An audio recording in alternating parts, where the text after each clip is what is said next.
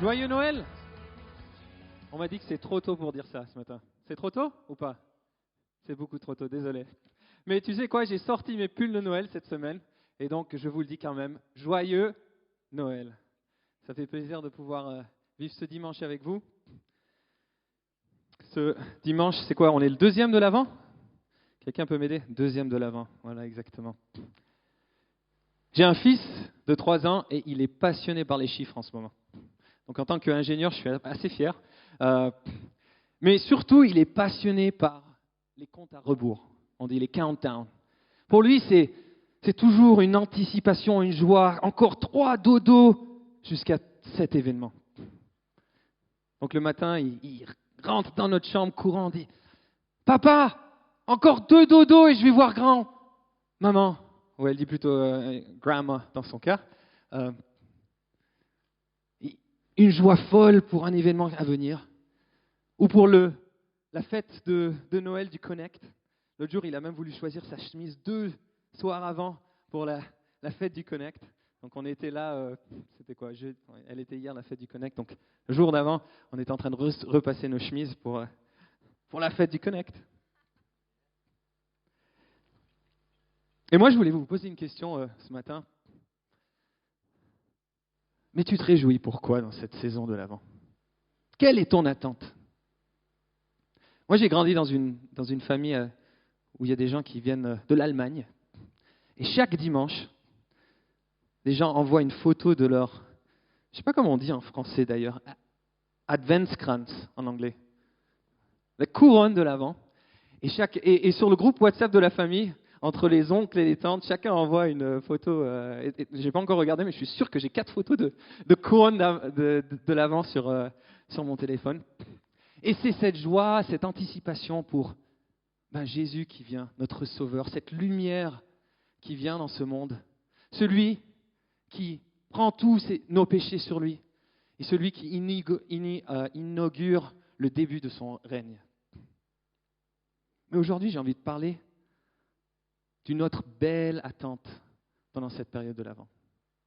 Parce que vous savez, Jésus, il est venu il y a 2000 ans en tant qu'enfant, de manière toute humble, dans une mangeoire. Mais Jésus, il reviendra aussi en tant que roi glorieux un jour. Est-ce que tu as réfléchi pendant cette période de l'Avent une fois? Est-ce que tu as réfléchi qu'une fois, dans toute sa gloire visible, physique, Jésus revient pour consommer le salut de son peuple et être glorifié dans son peuple? Il vient établir, compléter son royaume à toujours. La seconde venue de Jésus. Et il vient aussi pour juger ses ennemis. On lit en Malachie 4 que ce jour sera non seulement un grand jour, mais sera certainement aussi un redoutable jour. J'ai envie de vous lire ça. Car voici le jour vient, ardent comme une fournaise. Tous les hautains et tous les méchants seront comme du chaume.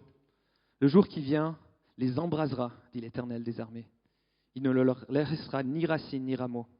Mais vous qui craignez mon nom, se lèvera le soleil de la justice et la guérison sera sous ses ailes.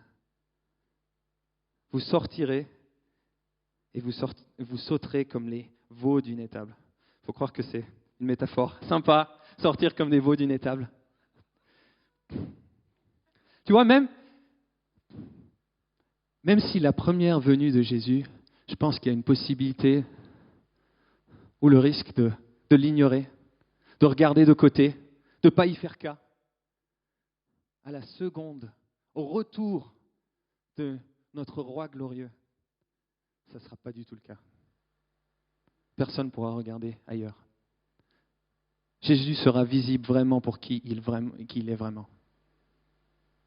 Donc ce matin, je voulais prendre un moment avec vous pour qu'on se prépare ensemble pour ce retour de notre roi.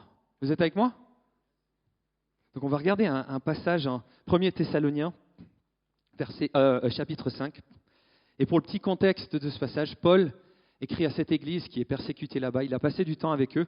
Vous pouvez lire ça en Actes 16 à 18. Et il a dû fuir, mais il les aime tellement. Donc il leur écrit avec beaucoup d'amour. Et il veut les encourager.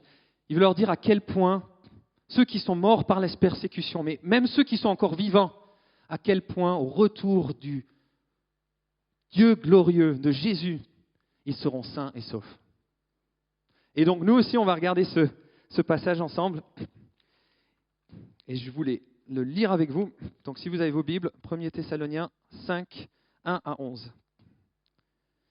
Quant à l'époque et au moment de ces événements, vous n'avez pas besoin, frères et sœurs, qu'on vous écrive à ce sujet. Vous savez fort bien, vous-même, que le jour du Seigneur viendra de façon aussi inattendue qu'un voleur en pleine nuit. Lorsque les gens diront « paix et sécurité », alors une ruine fondra subitement sur eux, comme les douleurs saisissant la femme enceinte, et aucun n'échappera. Mais vous, frères et sœurs, vous n'êtes pas dans les ténèbres, pour que le jour du Seigneur vous surprenne comme un voleur.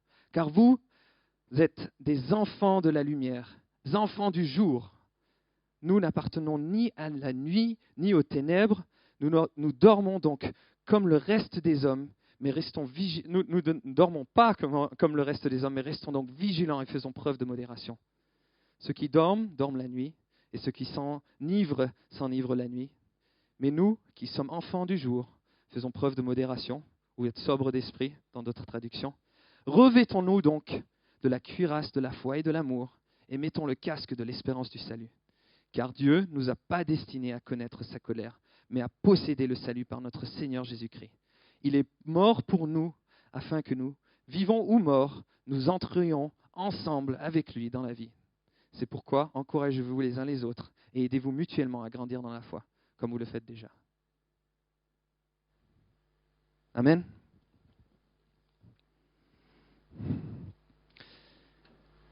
Et j'ai 3 points clés pour vous de ce passage, et je pense que c'est ce que Paul veut dire aux Thessaloniciens et à nous aussi aujourd'hui.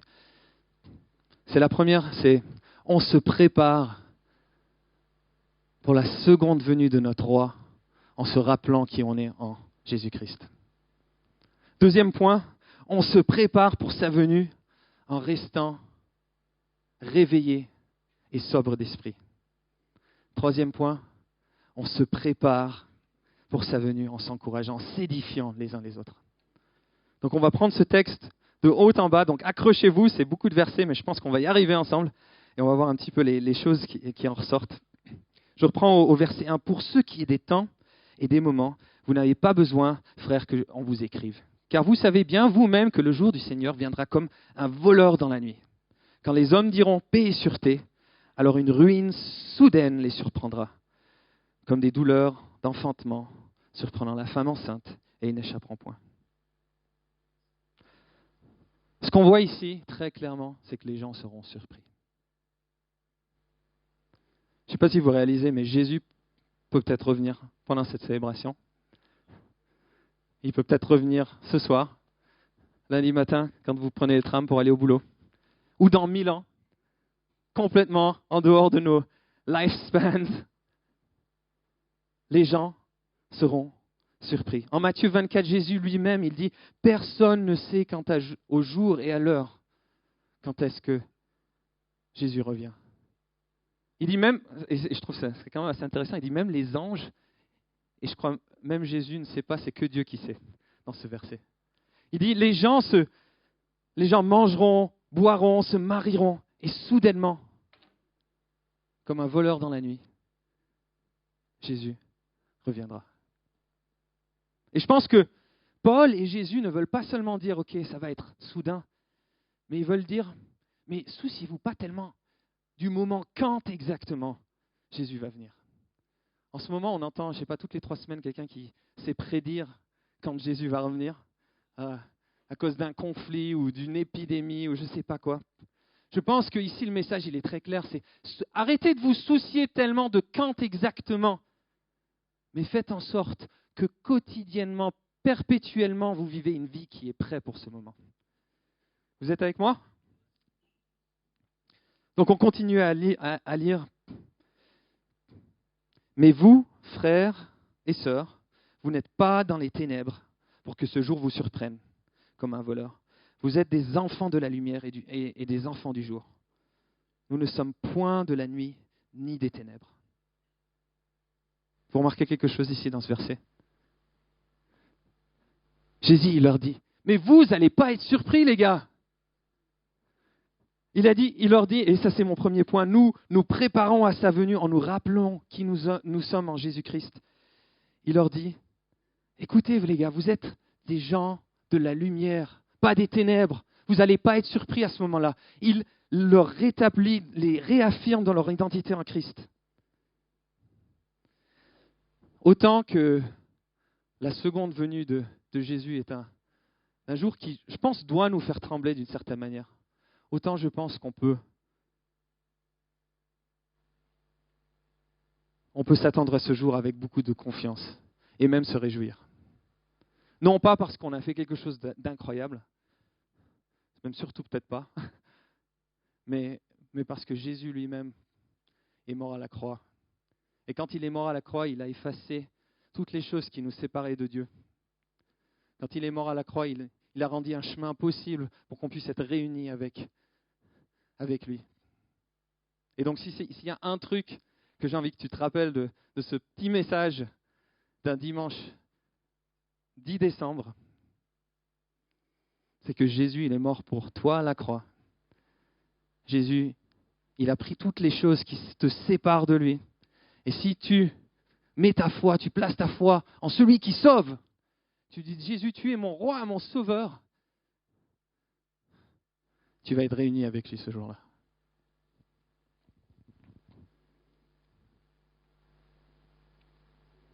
Mais c'est quand même intéressant que, avant d'exhorter les Thessaloniciens à faire des choses, à se préparer, Paul les réaffirme dans qui ils sont. Ils ne sont pas des gens des ténèbres, ils sont des gens dans la lumière.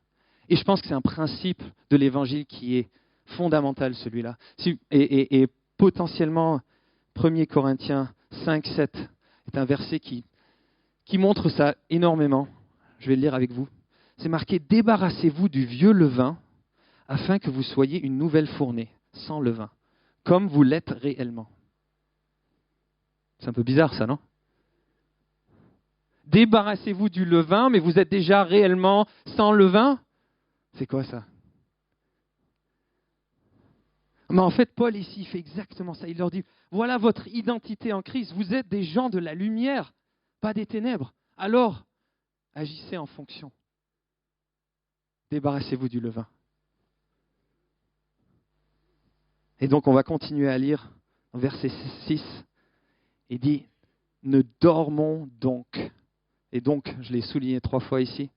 En vue de tout ce que je vous ai dit auparavant, de votre identité, donc faites ceci. Ne dormons donc pas comme les autres, mais veillons et soyons sobres d'esprit. Il leur dit. Et ça, c'est mon deuxième point. Je l'ai un petit peu copié de Paul ici. On se prépare à la venue de notre roi en restant réveillés et sobres d'esprit. J'ai lu un prêche de Spurgeon à ce sujet, sur ce verset.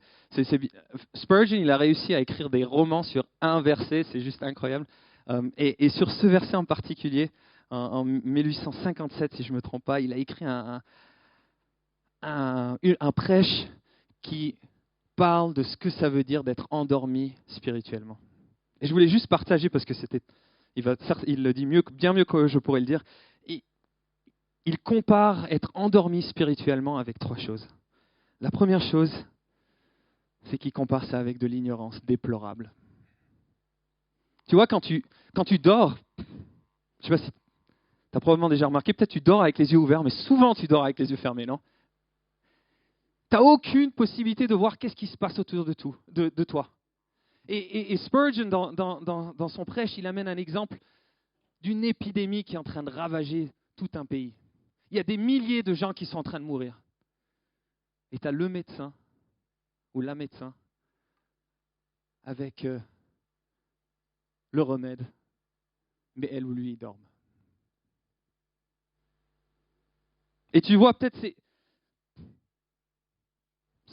pour toi, c'est au travail, tu as une deadline incroyable, tu te mets plein de pression, tu mets plein de pression aux autres. Tu es complètement omnibulé par ça. Tu mets de la pression sur des gens dans ton équipe et tu réalises même pas qu'il y a des gens derrière, qu'il y a une opportunité pour toi de les encourager, qu'il y a des problèmes derrière, qu'il y a une opportunité pour toi de les accompagner dans ça. Tu peux être complètement réveillé envers les réalités de ce monde, mais complètement endormi envers de ce qui se passe vraiment autour de toi. Donc il dit, réveille-toi, réveille-toi. Tu veux tourner à ton voisin et tu lui dis, réveille-toi. Voilà. La deuxième chose qui compare être endormi spirituellement, c'est d'être sans défense. Et je disais ça à la célébration ce matin. Et les parents d'entre vous, il n'y a pas trop de parents dans cette célébration, donc c'est peut-être un peu bizarre pour moi, je vais quand même le dire. Des fois, ton enfant, il s'endort dans la voiture quand tu rentres un peu tard le soir. Et en fait, tu peux le prendre et le remettre, l'amener dans les escaliers, il peut se taper 3 fois la tête dans l'ascenseur. Quand tu l'amènes, tu peux lui brosser les dents. Et il ne va pas se réveiller. En tout cas, il y en a certains d'entre vous qui disent, mon fils, il se réveille, ou ma fille, elle se réveille de toute manière. Mais il ne va pas se réveiller. Et en fait, quand on est endormi, on est sans défense. La plus petite des choses, elle nous attrape. Et on est sur le TGV envers le péché. Réveillez-vous, les gars. On se réveille ensemble?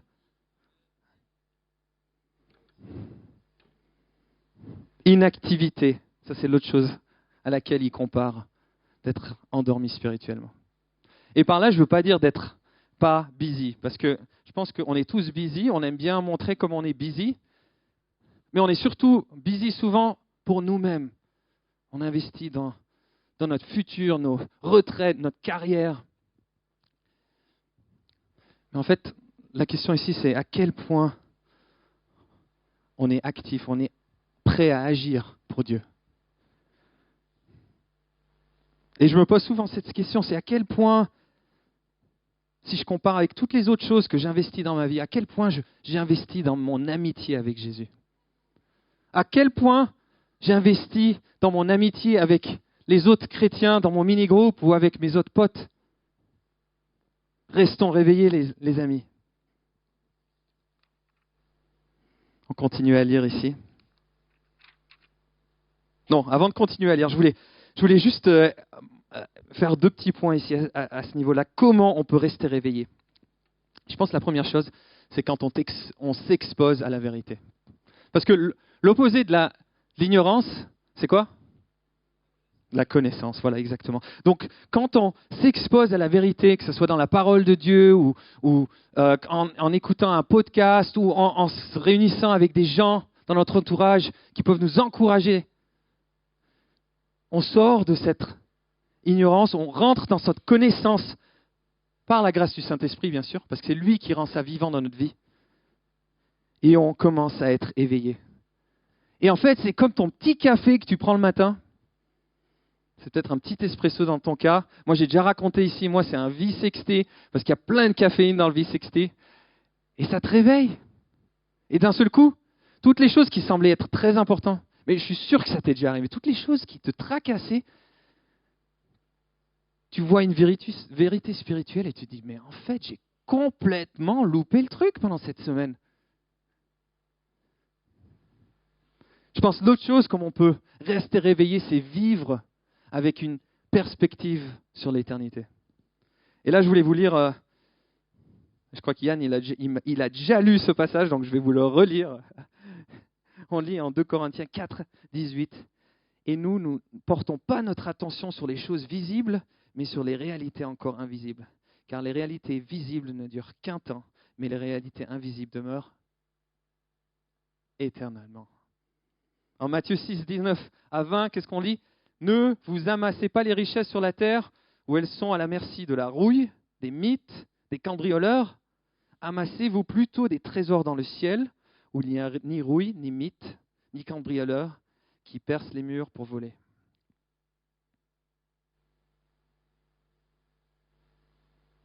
On continue à lire le passage. Verset 7, qu'est-ce qu'il leur dit?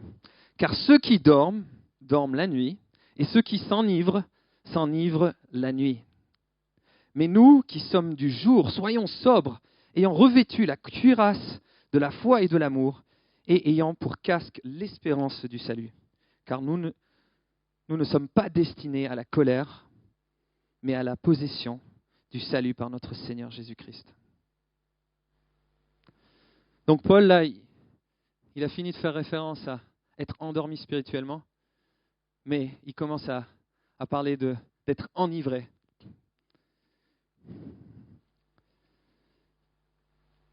Et je pense qu'il y a plusieurs manières dont on peut être enivré.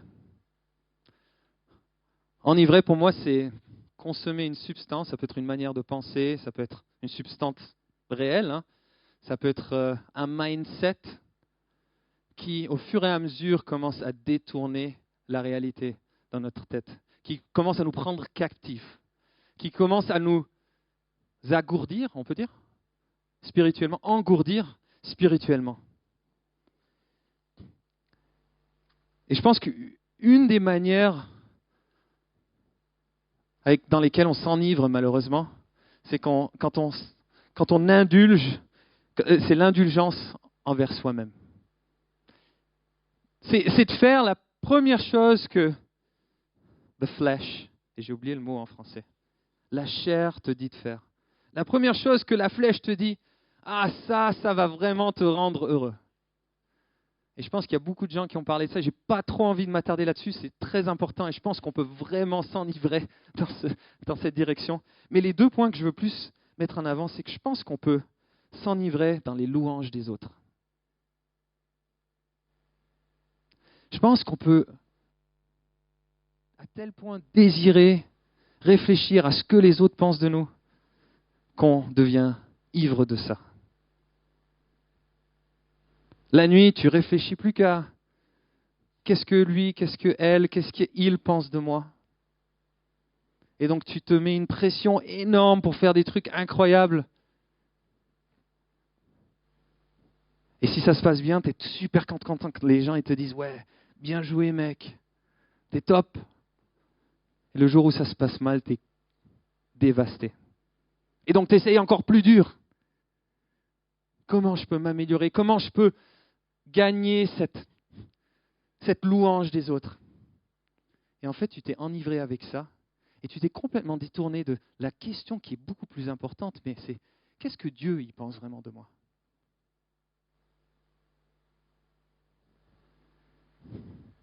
Vous ne connaissez pas ça, mais moi je connais ça, donc je prêche à moi-même pour ce point-là. Le deuxième point, c'est aussi un point où je dois combattre souvent, c'est je pense qu'on peut s'enivrer à travers les soucis. Tu entends quelque chose qui te met des doutes. Vous avez tous entendu ça, vous avez tous vécu ça, et d'un seul coup, ça commence à cogiter dans ton brain. Ça commence à cogiter et tu prends ta première petite gorgée de soucis. Tu dis, si je réfléchis à tous les moyens, à réfléchir à ça, toutes les solutions, peut-être que j'arriverai à trouver une solution.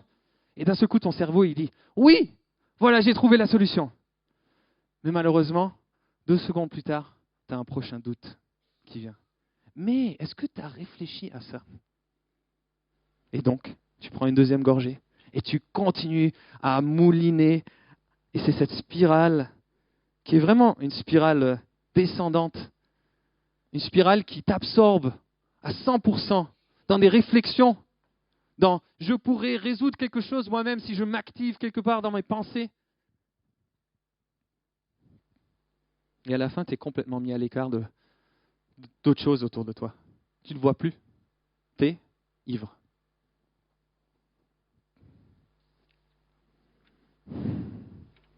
Et donc, dans ce cadre-là, Paul encourage les Thessaloniciens, et vous le voyez ici dans ce verset, à rester sobres de l'esprit. Et les encourage pas seulement à rester sobres, mais il leur dit, revêtez-vous de la cuirasse, ou en ayant revêtu la cuirasse de la foi et de l'amour, et en ayant pour casque l'espérance du salut. Et je voulais juste faire 2 points ici à ce niveau-là. Je pense qu'il y a 2 choses flagrantes qui en ressortent. C'est l'imagerie que Paul choisit à ce moment-là, c'est une imagerie de combat. Voyez, l'avant, c'est certainement le calendrier aussi, c'est certainement les bougies où on se rappelle, et ça fait partie du combat, se rappeler qui on est, on l'a vu tout à l'heure. Mais l'avant du retour de notre roi, c'est aussi un combat. Au retour, Jésus infligera son dernier gros coup de poing à l'ennemi, et tout sera fini, mais entre-temps, on est dans cette bataille.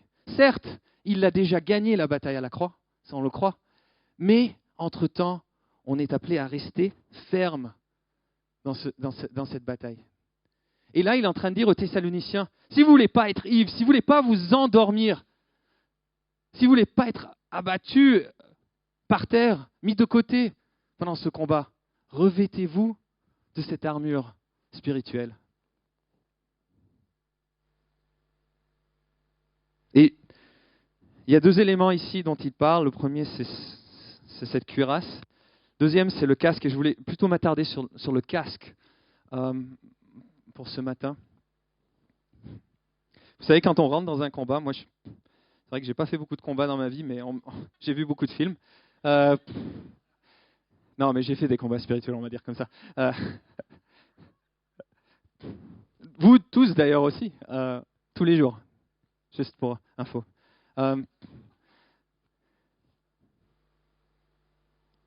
On va se prendre des gros coups de poing quand on est dans des combats. Ça va être lundi au boulot quand un collègue te dit quelque chose qui te blesse fortement. Ça va être peut-être un autre jour dans un rendez-vous chez le médecin où tu reçois une nouvelle qui est vraiment pas bonne. Et dans ces moments-là, quand tu te prends ce gros coup de poing en plein dans le visage, je pense que Paul il est en train de rappeler les Thessaloniciens, mais mettez votre casque, les gars. Rappelez-vous de qui vous êtes, de l'espérance que vous avez pour l'éternité.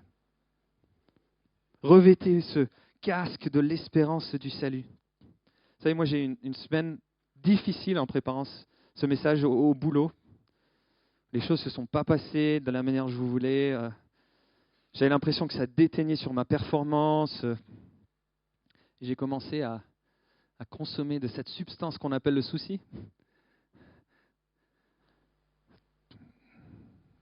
Et ça m'a pris dans cette spirale de pensée. Et malheureusement, je pense vraiment que ça m'a mis à l'écart d'autres choses que Dieu a pour moi, typiquement prendre soin plus de ma femme, de mes fils. Et vendredi matin, j'ai dit, mais franchement Sam, tu prépares un message comme ça. J'ai dit, Jésus, mais j'ai envie de te mettre ce casque en ce moment. C'est pas possible que mes pensées soient captives par des choses qui sont détrimentales. Jésus, j'ai envie de mettre ce casque parce qu'à la fin, je sais que mon identité, ma valeur, mon éternité, elles ne dépendent pas de ce que les autres pensent de moi, de ce que mon boulot pense de moi. Je sais que je suis sain et sauf et que j'ai une sûreté incroyable dans qui tu dis que je suis. Donc ça a dû être bizarre tout seul, j'ai fait ce mouvement de remettre ce casque. J'ai dit, Jésus, j'ai envie de mettre ce casque.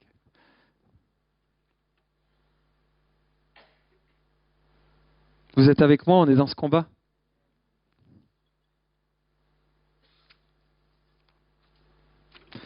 Je continue et ça c'est mon dernier point. Nous préparons sa venue en nous édifiant les uns les autres. On lit en verset 11, c'est pourquoi exhortez-vous réciproquement et édifiez-vous les uns les autres comme en réalité vous le faites. En fait, Paul, je crois qu'il est en train de leur dire, mais vous n'êtes pas seuls dans ce combat. Quand tu reçois une mauvaise nouvelle, quand tu ne sais pas comment les choses vont se passer, tu n'es pas seul dans ça. On est les uns et les autres ensemble pour s'édifier, pour s'encourager, de continuer à rester quoi ? Réveillé, de continuer à rester sobre, mais surtout aussi de continuer à se rappeler qui on est en Jésus-Christ. Malheureusement, j'ai remarqué que souvent une des choses qui nous qui nous détourne ou qui nous met un peu à l'écart de ce que Dieu a pour nous dans notre cheminement avec lui, c'est le fait qu'on ne s'engage pas suffisamment dans la communauté des chrétiens autour de nous. Je vais le dire, c'est cash. Vous savez, le dimanche, c'est bien. Je pense que c'est même très bien. On peut s'exposer à la vérité et je pense qu'on peut vivre aussi la communauté le dimanche, ici. Mais il y a beaucoup plus.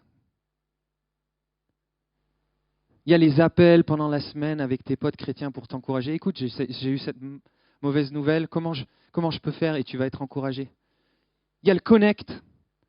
Si ça fait un moment que tu viens ici, tu viens le dimanche et que tu ne fais pas partie encore d'un connect, j'ai envie de te dire, rejoins un connect. Do it.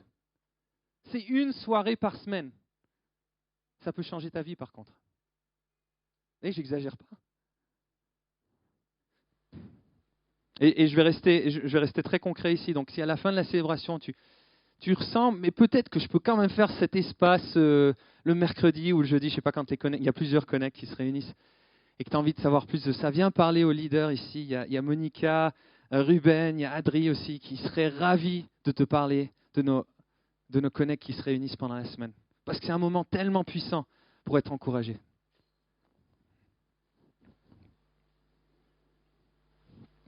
Donc je conclus.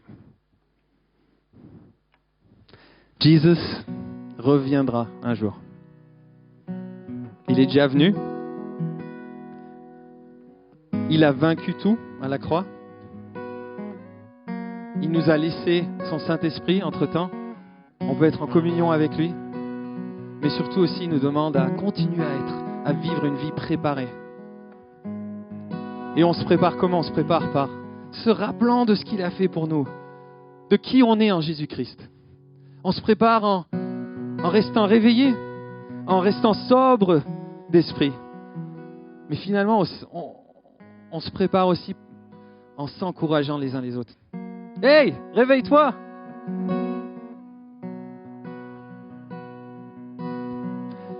Et dans ce moment de face-to-face, je voulais vraiment vous laisser avec quelques pistes. La première, c'est si tu n'as jamais mis ton espoir, tout ton espoir, dans celui qui sauve. C'est peut-être la première fois que tu as entendu parler de ce message de Jésus qui est mort pour tes péchés, qui a fait tout pour que tu puisses être réuni avec lui pour une éternité. J'ai envie de t'encourager, mais parle-lui. En Révélation, on lit qu'il frappe à la porte et il a juste une envie, c'est que tu lui ouvres afin qu'il puisse venir manger avec toi. Et si c'est toi aujourd'hui, ne loupe pas cette opportunité.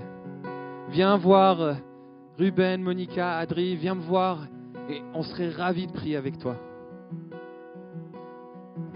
Deuxième piste et deuxième axe, c'est si tu as l'impression que peut-être tu t'es un peu endormi.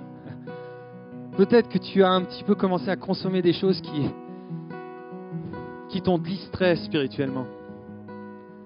J'ai envie de t'encourager de prendre ce moment de face-to-face, de venir vers ton Jésus qui t'aime tellement, qui a tout donné pour toi et de lui dire, Jésus, je te demande pardon. Je te demande pardon parce que je sais que je suis un enfant de la lumière et j'ai envie de vivre de telle manière.